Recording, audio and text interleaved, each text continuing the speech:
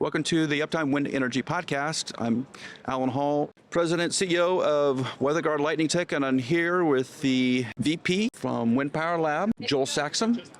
And Joel, it has been an insane week at ACP 2023 in New Orleans. Absolutely. If you can hear this, you'll hear it on today's episode. My voice is a little gruff. Shot.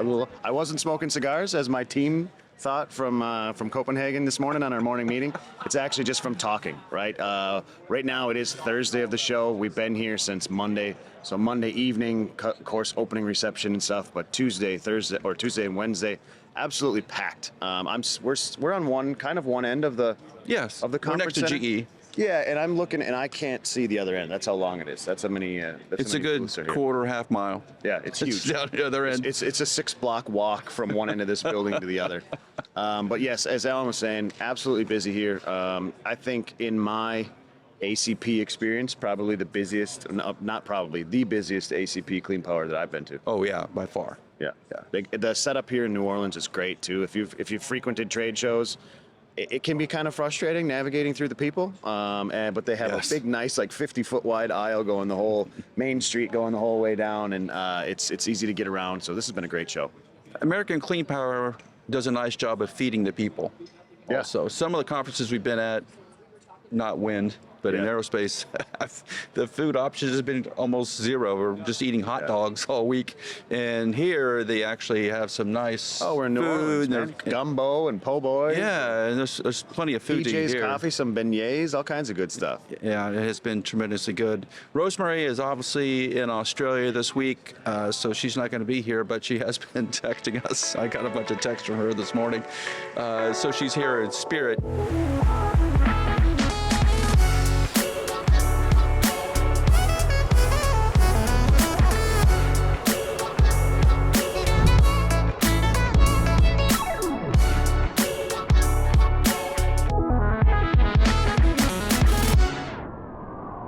There's some pretty big announcements and then some underlying things that haven't been announced yet, but when you get to see everybody on the show floor, you hear a lot of whispers of what's about to happen this summer. A lot of rumors. There's activity in wind.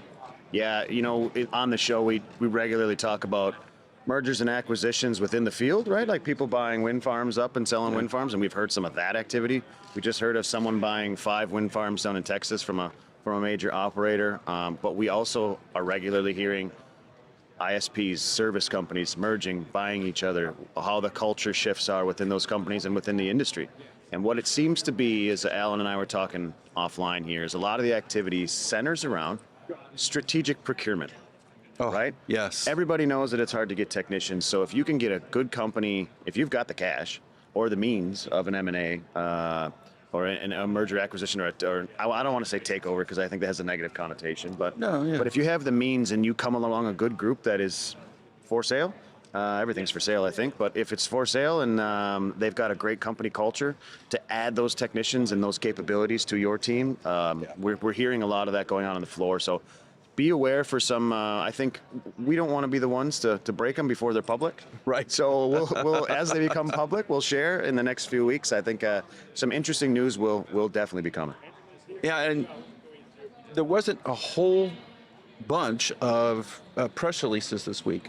I was a little shocked by that because it seems like the news was just an undercurrent. Like people would stop me and say, hey, this happened. Hey, this is about to happen. Yeah. But not a lot of announcements on the floor. Yeah, the two that I do know, I mean, and I'm saying this as I look to my left and I see 3 of the companies involved, but earlier this week or late last week, the SkySpecs announced the I4C. Yes.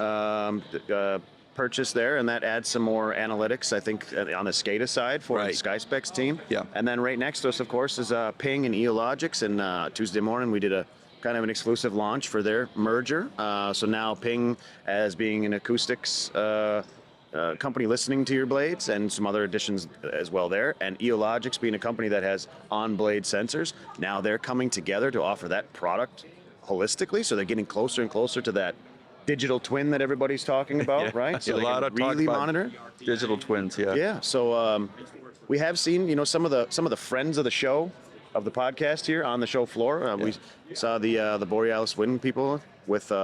We talked with a little bit with them about their solution and the traction they're getting.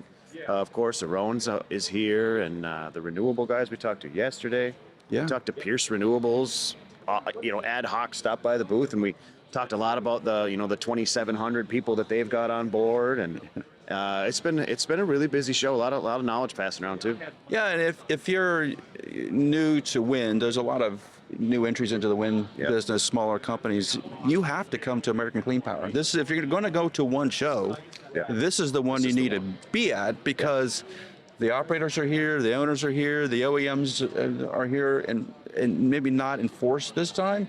GE has really taken a nice corner here. Yeah, GE's really the only big OEM shop here, right? Right I've now, seen some meeting rooms for Vestas and the Siemens and stuff, but on the floor, big booths. GE's over our shoulder here. They're the biggest one for an OEM. A lot of operators. I've run into I lost track how many operators I ran into this week. Lightning is one of the big concerns. We're right in the middle of springtime, and in the south of the United States, and everybody's having lightning issues. It's been a really strong lightning season already. Yeah, we talk about, if you follow the show, we go to a lot of trade shows, but we do it. It's great to have the podcast up, but we do it for our own businesses.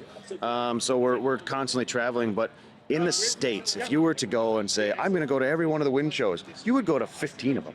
Oh, yeah, there's tons of them. But this one has, I would everything. Say, there's 10,000 people here. And it's not just wind, it's wind, battery storage, a lot more battery storage stuff going on. Yes. A lot more people talking about solar. There's along that main stretch I was talking about, there's some big solar companies, which not used to seeing massive solar company booths at the Clean Power event. The booths are and I was like, who are these guys? I was like, oh, and they've got a coffee machine. I'll stop and talk to them. And he had some Bloody Marys the other day. Bloody Marys yesterday. So kudos to, what was it, SunGrow? Kudos to SunGrow. But yeah, so it's starting to diversify a little bit. One of the things that I've seen kind of a lack for, that I think I've seen more in the past, is analytics and software companies. Way down. Compared to last year. And it could drone companies too. There's SkySpecs. SkySpecs, but I mean, just the last year there was a number of smaller companies. SiteView's over here, of course, too. Don't forget about that. Yeah, but SiteView's not small. No, SiteView's huge, right? SiteView's massive. Yeah. Robotics is here, right? The big names are here, but there's always a couple of new entrants, and they have new ideas and things. Just not here. They're just not here this year. One that we've talked about on the show, we all know them personally as well. Sulzer Schmidt. I didn't see anybody from Sulzer Schmidt here. Yeah. That's true. Yeah, so it is almost, because we were just in Copenhagen, both of us were just in Copenhagen. When we went to Copenhagen, there were very few Americans. You could tell the Americans because they had a baseball cap on, typically, or sneakers on when they're walking around. You can pick them out pretty quick. When you come to an ACP event, it's almost exclusively Americans, the majority Americans. You still see a lot of people from Denmark. Yeah, I mean, the Danish pavilion travels well. Right. They do a great job. Hell yes. And they're a staple in the industry, right? You have the companies that have been over there that are aftermarket or service companies that have been around for 20, 30, 40 years, right? And you see the same ones, you see the same guys and gals. So they're here, of course, but you don't see, we're in Wind Europe. You saw the Polish pavilion, the Basque Country, the French pavilion, all the above. Ireland. Here it's just, they're not here. It's just us and the Danes. And the Danes, We like the Danes, so that's cool. But it's actually kind of surprising. Well, and I think that just the whole focus here is more on solar, battery, and just onshore wind. In Europe, it's almost exclusively offshore wind. The shipbuilders, the heavy lift cranes, right? All the big industry, the foundries and those sort of things that are just based in Europe, that are providing all the parts that come to America. Those shows, that Copenhagen show was all about that. Every time you turned around, there was just another massive company. I haven't seen a vessel company here. No. Right, so you would think maybe the people building vessels might be here, the Schwests and the guys in Louisiana, as we are in Louisiana. We're in Louisiana, But also think about this, from a marketing spend point, they're busy. They don't need to be here. No. It would be fun to come down here and have a couple cocktails, but they don't need to have a booth. No, they don't need the help at this point. They got a lot of work to do. Exactly. They've got contracts lined up out the door. Yeah, so it's just a different feel. It's a different feel. It's in Denmark, it felt like we were just constantly on the go from the second we walked in, which is, I think, 8 till 5? 8 till 6? Yeah, 8 till 6. 8 till 6, and there were people at our booths from 8 till 6. every day, except for the last day because everybody just kind of hung over. Traveling, yeah. Yeah, and they're traveling. But here we're in New Orleans, right? So they're expecting everybody to have a really good time. Show doesn't open until 10:30. Right. So if you're into that, that's great. It was weird the first day we all showed up and it was like, wait a second, we had meetings planned, things to do at 8 a.m. Right. Didn't open for 2.5 hours. No. I guess that's on us for not paying attention. Well, by day 2, they needed to come in at 10:30 because there are a couple. Yeah. The dog situations going on there, but that's why they had the Bloody Mary mix on the main corridor. When we're talking about the whispers that we're hearing on the floor. Again, I want to touch on this. I talked to quite a few people from ACP and some other ones from some organizations that are tied to the wind industry, but not necessarily products or services companies. Right. Yeah. And some of the conversations we were having was around permitting and queues and the individual market operators, how they're going to get more of this renewable energy on board. So spoke with a couple of decision makers and of senior management teams from some of the OEMs at a couple of these little cocktail parties and stuff, and they were all saying the same thing. Hey, we know the IRA has kicked us off and there's a lot to happen here, but it's going to take a little bit to get this steam train moving. And once it does, it'll be rolling. But I even heard some say 2025, 2026 before we really... I heard a 2027 this week. Yeah, that's crazy. 27, that's a little ways off, guys. And what we're hearing and what I the general feel is that it's mostly now permitting. If we can get permitting and the queues lined up and get things actually steel in the ground and stuff moving, then the factories can get moving. Once the factories can get moving, then the OEMs will get a little bit more healthy. And then everybody else starts to pick up, the installation companies and all the above. So while the IRA passed last July and everybody's been excited about it, and it is a great thing, it's going to take a little bit of time to get this economic machine. Yeah, and part of the push from the IRA bill is like the impression from Washington D.C. is that we're going to do this kickoff and then we're going to just sort of top level news release it to death. Yeah. And it needs to go a little bit deeper. From what we've seen on the show floor here, they need to do a little more groundwork. Of spreading the word and talking to communities, and not just around New York, because we're up in Massachusetts, obviously, so we hear it from New York and Massachusetts, but are they in Kansas? Are they knocking on the door in Kansas? Are they down in Texas promoting the IRA bill? I haven't seen a lot of that, and I don't feel that here. So you talk to some of the states, I won't name them, but I'm not sure they're really feeling the IRA quite yet, and they're still trying to figure out the permitting issues, which is the big thing, right? So they know that there's a paycheck somewhere in there, but they don't know how to get to it yet.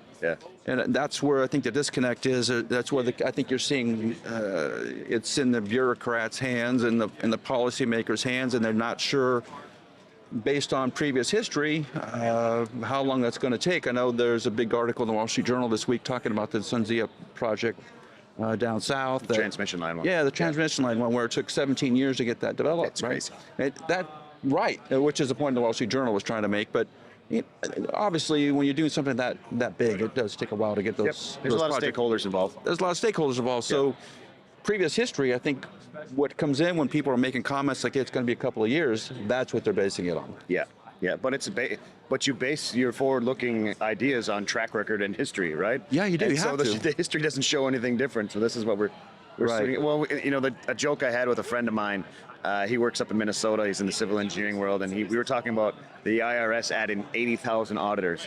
And I started talking to him about, because in his civil engineering life, he deals with some transmission stuff too. And I said, man, if they take 10,000 of them and just apply it to getting these permits done for some other federal stuff rather than chasing money down, I think we'd be in a better spot. There's probably more tax income to come from sending them loose on getting projects developed than chasing down XYZ small company in some Uber driver somewhere, Montana or something, Yeah, it does feel like that. But I would say, last year to this year, many more people at the show, much more activity. Where was the show going to be next year? I know we had a discussion. We're in Minneapolis. Minneapolis, okay. So May 6th to 9th. So it still might be cold, which will be a change from the last 2 years. Last year we were in San Antonio. It was 105 degrees. It's hot, yeah. Here it's not. It's been decent weather in New Orleans this week, but it's humid, right? It's New Orleans. The fish swim in the air here. Pretty much. It's humid. But yeah, next year we'll be in Minneapolis. It'll be a different look. And it'll be cool too because there's quite a few operators in that area. You've got your it's national grid Minnesota, renewables and elites, and there's a lot of people that support the industry from the insurance side and some others true. in that area. Yeah. Iowa's not too far down the road. Right. Chicago's only a 5-hour drive. So Yeah. there might be a different crowd there. That'll be kind of nice to see some different faces that we haven't seen in a while next year. No, ACP. that's true, yeah, because we've been down south for a Yeah, couple yeah. of years. So, yeah, well, I guess it makes sense to bring it up north. Yeah, we were, what was it, Salt Lake City a few years ago. Before that, it was Yeah. COVID, so we didn't have anything. Oh, right. And then San Antonio, and then we'll shoot up for the springtime. In I just Minnesota hope next year. those snow's melted. You know, I don't mind Minnesota in like July. Twins game at Target Field. Bring a jacket. You're There going to you go. need it. Yeah, yeah. Well, there's some other things that happened this week at the show floor. Obviously, the big OEM here this week is GE Vernova. This is the first time we've seen them in a little while. Yep. They had a big booth over in Copenhagen, and they made a couple of announcements. They're starting a spare parts business. I think, to be honest with you, so we know the struggles of GE. Yeah. We've seen the last round of layoffs. The OEMs aren't doing too well. They're going to come back from it. We fully believe that. But so some of them are relying, GE being one of them as well, on their services department to make money. So starting a spare parts business that's multi-brand is intelligent in my mind. It's going to be an Amazon marketplace Perfect. for wind turbine parts and I mean- other office supplies and things that's used in wind turbines. If you're an operator that is a site manager that is, whether it's a GE turbine, Vestas, Siemens Gamesa, now you've got a whole another place that's got some capital behind them to Yeah, they do. call for your Amazon parts warehouse of wind turbines. It's a great new option in the market, and depending on how they are able to basically execute, it will be good for the whole industry. How do you lose money on spare parts?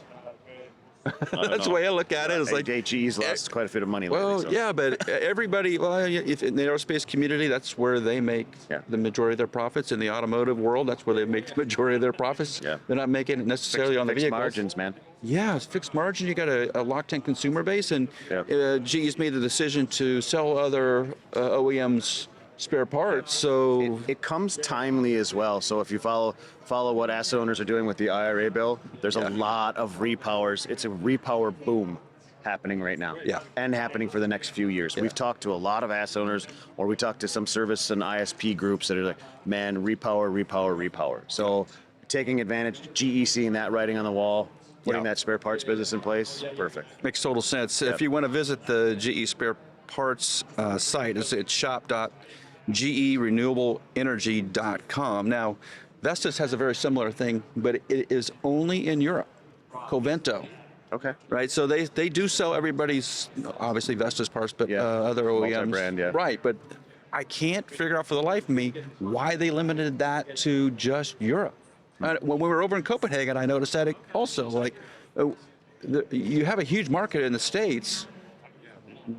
Why not? Maybe it's coming. Maybe they Or just maybe have- they knew GE was going to. Maybe Yeah, they knew GE was I'm going not to do sure. something, and they just didn't feel like starting a fight there. Maybe that's the reason. You know, everybody just marks their territory and away they go. Yeah, I mean, GE from the base of it is really, I mean, technically not an American company, but kind of has the American roots, whereas Vestas is just a Danish company. So maybe there's something to do with territory. Maybe, but we like Vestas. Yeah, bring it on. I don't. The more the better. If we have 3 Amazons, that means prices go down. Well, that's what I'm saying, right? yeah. Maybe they decided just to mark it off, and that's the way they went. Well, GE has some other news this week too, because they're going to start a nacelle manufacturing line up at their facilities in Schenectady, New York. Okay, so upstream on the Hudson. Yeah. Yep. Yeah. For the 6.1 megawatt machines. So they're going to build 6.1 megawatt onshore nacelles in Schenectady. And my first question was, where are these turbines headed? And my guess is that they're not going to be in a lot of them in New York State. So the 6 megawatt machine for GE is the two-part blade. Two-part platform. This is blades, the right. Cypress platform, right? Yes. Yeah. So that platform is designed for areas with low wind speeds. Right. So, and because it can capture a lot, right? It's got a big swept area. So, I mean, you're on the Hudson there, so you can get transportation downstream. But Get it anywhere after that. yeah, I don't know, to be honest with you, from the design parameters of that turbine, I don't know if it's good for turbulent. What the rating is for turbulence air. Yeah. So Yeah. I don't know if it's going to be, hey, we're going to install these in the Appalachians, because everything Could in the be. Northeast we know is on top of hills with turbulent Yeah, it is. air Absolutely and is. some nastiness. I would imagine fringe in the Midwest, not in the main Midwest No. wind resource because it's No. higher wind speeds, right? Right, So these right, are you made don't for need low it, wind speeds. yeah. So I could see it like where our build out is traditionally on the edges of it to the east and west. But if you're taking nacelles from Schenectady, Blades are coming from Canada, right? That's where they'll come from. LM. that's a tough ride west, right? Because there's no. Oh yeah, no, I mean, you're on highways It running screams them East things. Coast, right? Yeah, it does. So they must have some customers on the East Coast that we Unless- haven't announced yet. Unless it's a crime of opportunity, just because they're close to the GE headquarters there. Well, you have an existing infrastructure. I think. And there's a great existing workforce there. Oh, there has been for years, right? Yeah. Yeah. So you know what you're starting with. They're going to put about $50 million into the factory to upgrade it to do this work. But I think they also know that the offshore work coming off of New York and the way that sort of New York politically is set up, that it's advantageous to put another factory there, because when those bids come in for the onshoring of all that offshore power, but GE has an advantage there. They can go to the politicians and say, we just opened another factory, right? Yeah, give us this one too. Right. Yeah. So that's it's a good power play for them. Sure. I like that. That's their home turf. They should have a power play there. You know, and I don't know the inner workings of the accounting of this thing, but within the IRA bill is an ITC thing. So 30% tax breaks back on investment. So if they're putting $50 million into it, they're also getting 30% tax back on it. They are, and which is what, 20 million? Yeah, and New York. Well, million? yeah, and New York State's throwing some money into it too. The Empire State Development Department has agreed to pay $2.5 million in performance-based jobs tax credits. That's great. And it's going to create about, I've seen a couple different opinions about it, about 160 jobs, maybe up to 200 jobs. So no, that's not anything. That's yeah, not a drop in and it's the bucket. well-paying jobs. Yeah. Those are good gigs. So that's really interesting. But those are the two big announcements out of GE this week. And on the other side of the pond, so Siemens Gamesa has been making some noise about what's happening with the IRA bill in America. Because the way the IRA bill's set up, the money comes pretty much end of the year. You file your taxes, bam, the payment happens, right? With the way that the Europeans are sort of setting up some of their payment programs, I'll call them, they tend to be a little more long-term. And Siemens needs cash, and Siemens Gamesa has said, like, we need cash, we need it now. Everybody in America has got an advantage because the money's coming in faster, and it's all a cash game. Companies go broke because they don't have orders. They have orders. They go broke because they don't have cash. Yeah, the cash flow isn't there. Cash flow. There's a PO book, but right, we have orders. Yeah, but it's out in the future. I have to pay the bills today. Maybe they should start a spare parts business. Well, maybe they should. I hear there's room in America. That keeps the pennies rolling in every day, you know. Yeah, I think it's an interesting take.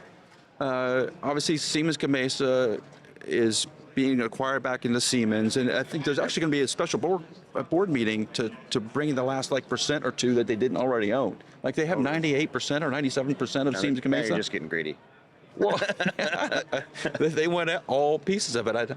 That was odd, I thought, but Siemens Gamesa is getting more vocal, and I don't think that hurts them. I think that makes. I think that the European Parliament, the individual countries need to hear that loudly. Yeah. If they want Siemens Gamesa to really do a good job, they want Vestas and Nordex and everybody else, Intercon, to be around in the next 10 years, they better get on it now. They can't keep waiting. Yeah, you can't keep waiting. So that's an interesting development. Hey, Uptime listeners. We know how difficult it is to keep track of the wind industry. That's why we read PES Wind magazine. PES Wind doesn't summarize the news. It digs into the tough issues, and PES Wind is written by the experts, so you can get the in-depth info you need. Check out the wind industry's leading trade publication, PES Wind, at peswind.com. Well, the offshore wind market and offshore development are really picking up in the United States. Some of the parts are coming over from Europe, starting to hit ports. Yep, absolutely. And Vineyard Wind's really the first big project here in the States, and that's going to, there's going to start putting turbines in the water this summer and hopefully operational into this year. But the towers are arriving from Portugal into the New Bedford port. So there's been a sort of a grand opening of the New Bedford port because they've got these ships and towers coming in from Portugal. So now they're going to get busy. And that's not the only one that's busy right now. Yeah, absolutely. I mean, for the people on the East Coast that have been talking offshore wind for a long time, the developers, the whole wind industry, the ACP here, we talked to some people from ACP that are directors and communications professionals within the offshore world. Everybody's excited for it, right? Yeah. Another headline that we saw yesterday was Boskalis, the Boca Lift 2 vessel, has left Rotterdam, the port of Rotterdam, and it's headed this way. There you go. So they're going to be coming over to work for Ørsted and Eversource on the South Fork wind farm, and they're going to start. It sounds like if they're mobilizing now, they should be installing soon. Yeah. So that's the vessel to, I believe that's the one to put monopiles in, and or jackets. I don't know. I don't think they're jackets. They're monopiles. And if it's a heavy lift vessel from Boskalis, more than likely it sets nacelles. It does the whole thing. Wow. So it's really cool to see. Hey guys, we know we have the 6 turbines in the water. We up in 7. 7. Sorry. How many times have I heard that this week? We got 7 turbines in the water. Yeah. But we're about to have a lot more. So at the same time of the vessels coming over, we're seeing the towers and the parts come in. The ports are getting ready. That workforce is starting to mobilize. Let's go, right? I know. Here's a crazy thought for some of our viewers, listeners.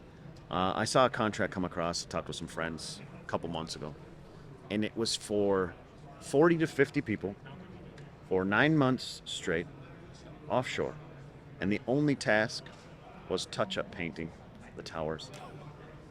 Imagine the money and the efforts that go to. That's all they were doing, because it's all about corrosion control, right? You have to make sure there cannot be a pinhole of rust or a chip mark or in any part of that transition piece, tower, anything. So that was 40 to 50 people for 6 to 9 months offshore with paintbrushes, touching stuff up. Think about now. Think this about seems how like a small robot could actually do that job. Yeah, I'm just thinking that Rose has got something to go fix that. That is about bug. Yeah, exactly. That's about as narrow of a scope as you can get, and that many people and that much effort going towards it. Yeah. It's crazy. Yeah, that wouldn't be a job that I would do.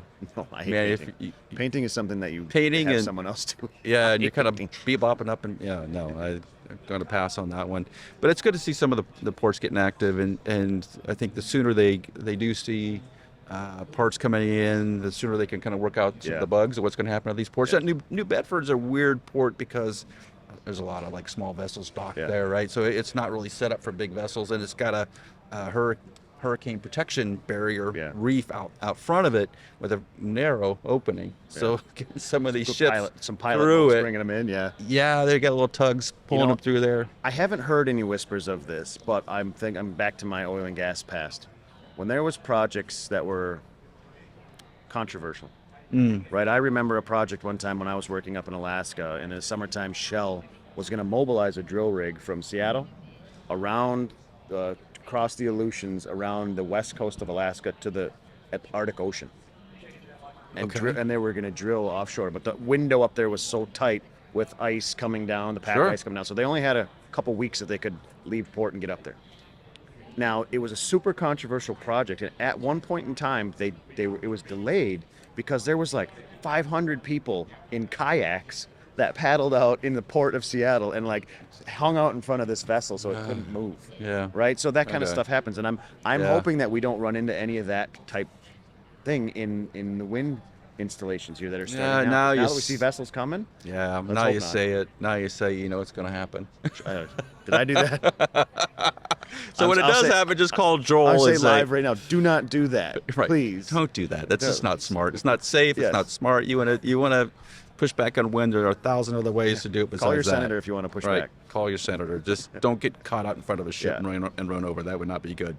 One of the things, the topics that's popped up this week is technicians. Yep. And there's not enough technicians. Everybody's scrambling. That's what some of the venture capital and some of the mergers that are about to happen are all related to getting people. Yep. And if you can't train them fast enough, the way to do it is just acquire another company and bring them into your fold. Yeah.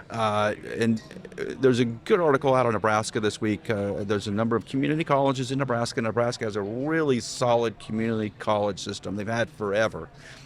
So if you're not going to go to the University of Nebraska or to Creighton University and become a doctor, an engineer, or whatever the little courses you can take there, the community colleges are training really the technical workers in Nebraska. High quality. High quality. They've been doing it in aviation forever, and a number of their fields.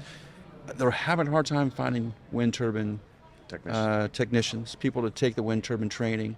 And there's two different sites in Nebraska. There's one sort of south central on Grand Island. And there's one sort of northeast in Norfolk, which is sort of between South Dakota and Iowa up in there. So they got two different spots, which covered a lot of territory. They're just not seeing the number of new students walk in the door. Yeah, it's tough to get. Well, everybody, it's at every level of the supply chain within it, right? So, I mean, next week I'm going to go down to MIAT in Houston. They have a wind tech program, and I think they're doing something really cool. They're bringing in a bunch of people from the industry to basically be advisors for the program to say what exactly do you need and how do we help you guys out as a partner. So I'm going to go and talk with those guys and hope to share some of that information here on the podcast as well.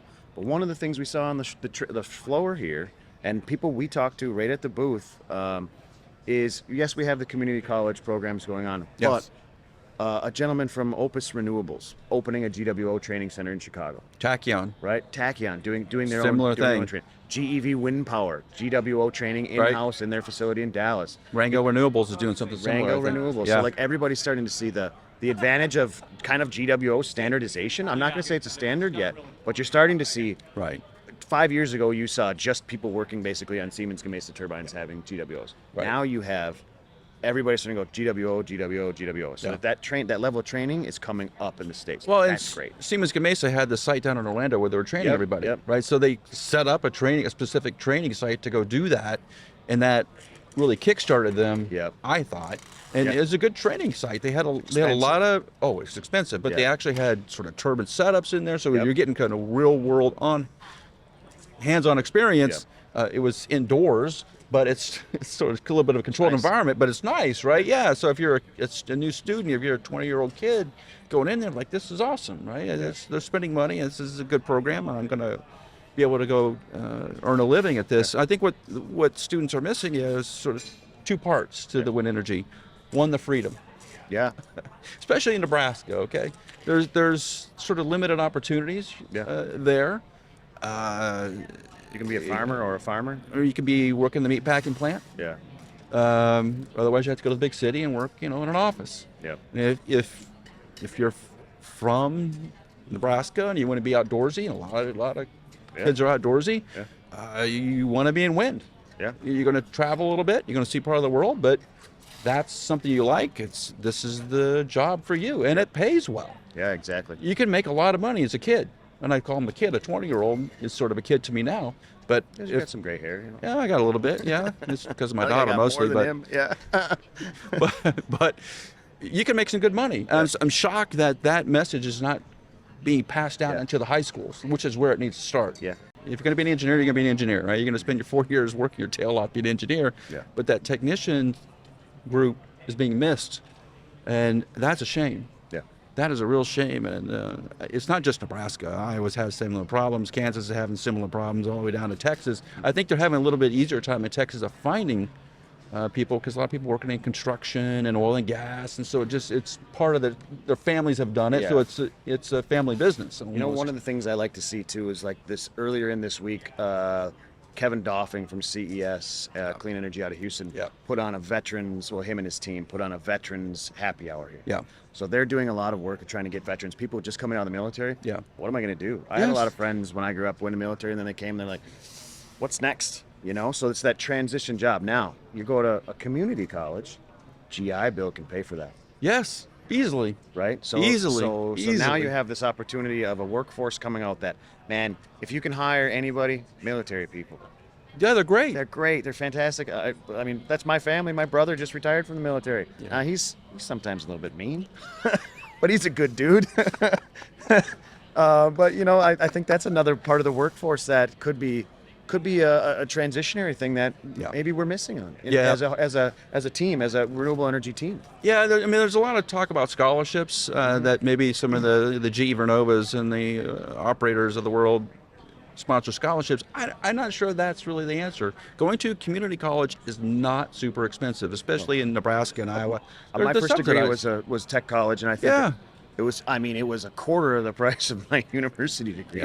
Yeah, those are ridiculous anymore. Yeah, That should be our next problem we tackle, lowering tuition prices. Well, Sorry, that's a different topic. yeah, university prices are crazy. It makes sense to go to community college for sure. Absolutely. I want to also touch on a point you raised on the military side. So I ran into Will Friedel with Prometheus Wind. They're based in Colorado. Yep. So Will's a good example of that. So he's an Air Force Academy graduate. Mm-hmm. He's running a veteran-owned business, which those guys are going out and they're fixing wind turbines and doing torquing and blade repair and all kinds of good stuff. The key there is that companies, that operators got to hire those guys, right? If you have a list of potential service providers and one of them's a veteran-owned company, in my opinion, they got to crawl to the top, right? That would encourage people coming out of the military to get into wind because they see them have an advantage. You should have an advantage if you served in the military. And if you've ever met Will, I mean, that is a guy and I don't want to boost him up because he probably wouldn't want to hear it or say it, or he's a pretty humble dude. But man, the guy screams trust. Yeah, so I would hire him in a second to come and work on my project. Yes. Just those guys, just a salt of the earth dude. They need to be busy all summer. Yeah. And I know those other veteran-owned and a lot of veterans in wind energy, they should get that break. Right? They served the country. They provided be a part of building so it. much work for the country. Absolutely. Now's the time they should benefit from that. Absolutely, 1,000%. So, shout out to Will, and it's good to see him here this week. What else is going on, Joel? I know there's other impressions of the show. I know from my side right now, it is day 3. We're in survival mode. mode. Scrambling survival mode. You know, as I look out here past the camera and as we're recording, and the show is, I mean, there's 10% of the people here today than there was the last few days. Yeah, I think a lot of people said, I got my 2 days in and I'm going to head out. But those 2 days, man, great event put on here by the Congrats Senate. to ACP, Yeah, good American job, Clean Power. ACP. Yeah, nice job. Well, that's going to do it for this week's Uptime Wind Energy Podcast. Thanks for listening, and please take a moment to give us a 5-star rating on your podcast platform. Hey, speaking of 5-star ratings, everybody, if you're listening to this, give us a 5-star rating. Go into Apple, go into Spotify, and give us a rating. We really appreciate. There's a lot of listeners. We've run into I lost track. A lot of people here at this event. Let's say, listen to the podcast. Great. Give us a 5-star rating. So we appreciate if you do that.